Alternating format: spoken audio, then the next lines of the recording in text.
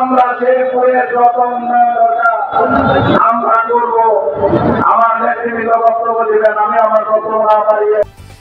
শেরপুরে 5 দফা দাবিতে 7 কিলোমিটার মানববন্ধন। মোহাম্মদ জসিম মিয়া, শেরপুর প্রতিনিধি।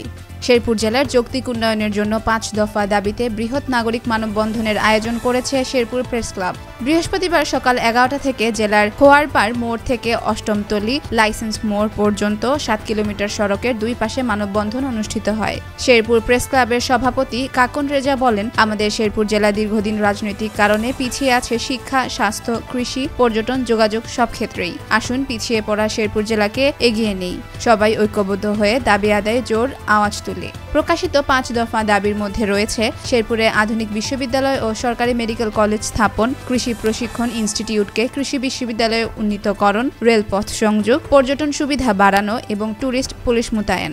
স্থানীয়দের অভিযোগ, স্বাধীনতার 54 বছরেও শেরপুরে দুর্নীতি দমন কমিশন, র্যাব সহ গুরুত্বপূর্ণ সরকারি দপ্তর স্থাপন হয়নি। রাজনৈতিক প্রতিহিংসা ও উপেক্ষার কারণেই জেলার কাঙ্ক্ষিত উন্নয়ন হয়নি বলে মনে করেন তারা।